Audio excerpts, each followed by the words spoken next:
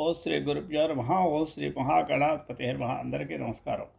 ఈ వీడియోలో కుంభరాశి వారి యొక్క మే నెలలోని గోచార ఫలాలు ఎలా ఉంటాయో ఇక్కడ పరిశీలిస్తే, ఈ మాసంలో కుంభరాశి వారికి ద్వితీయ స్థానంలో శని, రాహు, శుక్రుడు, బుధుడు 4 గ్రహాల సంచారము, 3వ స్థానంలో రవి మేషరాశిలో ఉచ్చస్థితిలో సంచారము, చతుర్థంలో అనగా వృషభ రాశిలో గురువు సంచారము, షష్టమ స్థానంలో కుజుడు సంచారము, అష్టమంలో కేతు సంచారము జరుగుతున్నది. చాలా వరకు వీరికి ప్రతికూల ఫలితాలే ఎక్కువగా ఉంటాయి.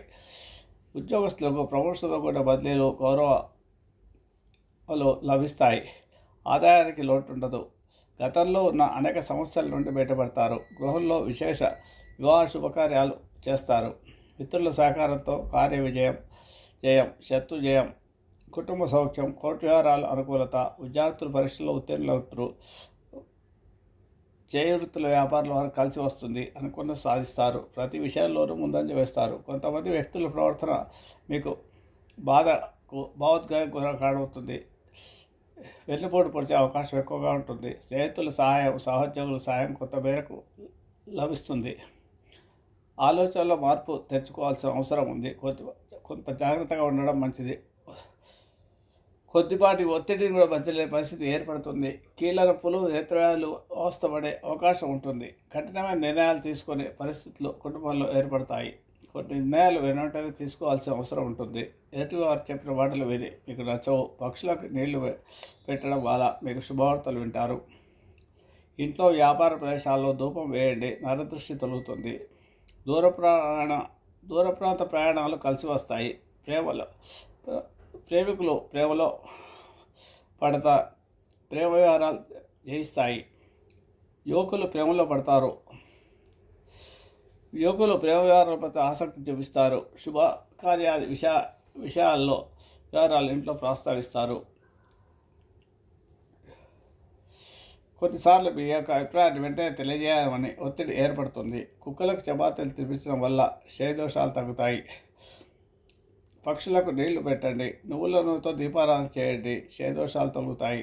వృత్తిరీత్యా కార్యాలయాల్లో అదనపు బరువు బాధ్యతలు మీకు వివిధ ఒత్తిడి తెస్తాయి. అనారోగ్య సమస్యలు కూడా ఉంటాయి కాబట్టి జాగ్రత్తగా కాపాడుకోండి. మీ సంసారంలో మనస్పర్ధలు రగిలించేవారు ఉంటారు. జాగ్రత్తగా వారిపై ఒక కన్నేసి ఉంచాలి. కుంకుమను ప్రతిరోజు ధరించండి.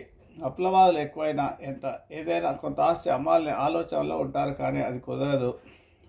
ఇబ్బందులు వస్తాయి. అనుకూల దినాలు 4, 6, 13, 16, 20, 25, 31. ప్రతికూల దినాలు 2, 8, 11, 18, 23, 27 రోజులు. ప్రతిరోజు వేద దక్షిణామూర్తి స్తోత్రాన్ని పఠించండి. గణపతి శ్లోకం పారాయణ చేయండి. ఓం గం అయం గణపతి అయిన మంత్రాన్ని ప్రతిరోజు 150 సార్లు జపం చేసుకోండి. గణపతి కొబ్బరితో దీపారాధన చేయడం వల్ల విఘ్నాలు తొలుగుతాయి. ఒత్తిడి తగ్గుతుంది. ఆంజనేయ స్వామి వారి ఆలయంలో కానీ ఇంట్లో కానీ హనుమాన్ చాలీసా పారాయణ చేయండి. మంగళ శనివారాల్లో 11 సార్లు పారాయణ చేయండి హనుమాన్ చాలీసా.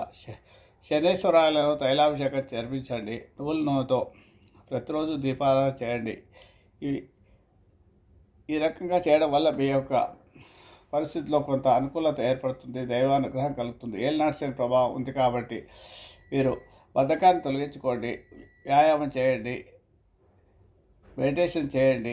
మీకంటే చిన్నవారిని గౌరవించండి.